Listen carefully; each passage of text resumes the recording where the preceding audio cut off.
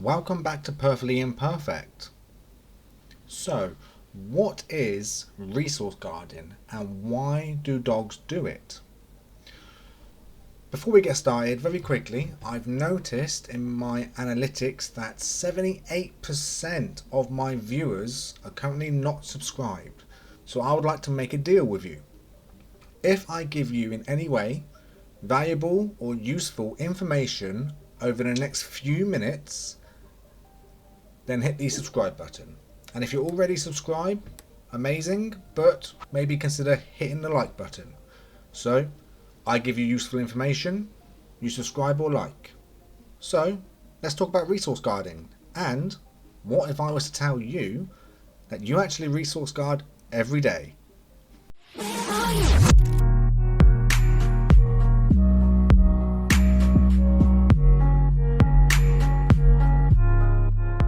So, with resource guarding, if you were to type it into Google and you type in resource guarding in dogs, Google brings up resource guarding refers to a dog displaying behaviour, growling, snapping, etc., intended to convince other dogs or humans to stay away from a particular treasure or resource.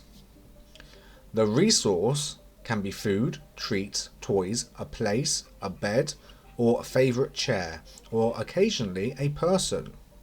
And what does that mean? Allow me to try and explain resource guarding in a way that both dogs and humans actually do it.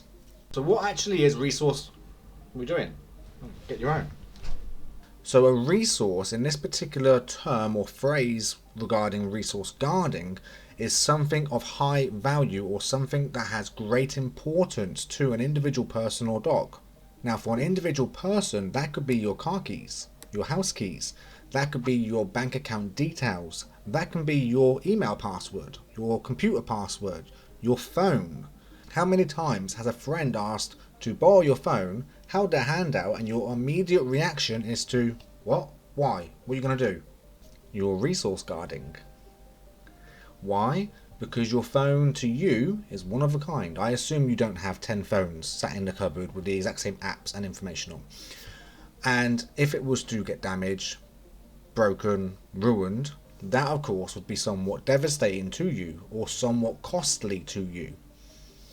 Now, the fear of your phone getting broken essentially overall means you're scared of your phone disappearing, being gone, you no longer having it anymore. So now when you try and put that kind of psychology onto an item like a bone, high valued food, toys, in a dog's world, these can be considered rare, especially if they don't have a lot of them around. Get your own. Now, because it's rare, it has high value. Same as your phone. You only have one phone, or you only have two phones at the most. They're high value to you. So, some of the things that you can actually do very easily at home to help combat resource guarding is, first things first, is teach your dog it is not rare. So for example, let's use tennis balls in mind here. If a dog tries to resource guard or becomes protective over a tennis ball, then I actually use 5, 6, 7, 8 tennis balls to play with this dog, and I will repeatedly throw one after the other in all different directions, so it's almost like it's raining tennis balls. Now this might take 2 days, 3 days, 4 days before the dog starts to realise, oh, this happens daily and there's loads and loads, so if Luke has this tennis ball, I can still get this one. But by day 3, day 4, day 5, I will begin to see a decline in the tension and in the stress built up around resource guarding. Another thing that you can do, and actually has great benefits, is showing the dog that he or she was to give you something, they will get it back, or they will get it returned, or at the very least they will get something else in return which is also of a good high value.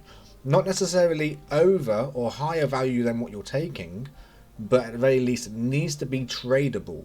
If I offered you £5 for your brand new iPhone or your brand new Samsung, are you going to give it to me? No, you're going to tell me to get lost. But if I was to maybe offer you £1,000 for your iPhone or your new Samsung, that is most likely similar or over the value of your phone. So then chances are you will actually consider it. I know a lot of you will probably still say no in the end because it's your phone. You actually become attached to the item. But there are some of you that would be like, I'm getting £1,000. So the next time you believe your dog may be resource guarding, try to think of a way of how do we show him this isn't rare, or how do we show him that if he gives it to me he will get something back or he will get it back, but we just want to look at it now. And then of course, don't forget, same with children and dogs, sharing. Sharing is caring. The more you share and the more they share, and the more it gets into a routine and becomes a practiced behaviour. Which, if you've seen some of my other content, you will know that I explain quite often how dogs use practiced behaviour on a daily basis. Massive thank you for watching, and don't forget our little deal. If you found this video helpful or useful and the information beneficial to you, please hit the subscribe or the thumbs up if you're already subscribed, and I will catch you next time.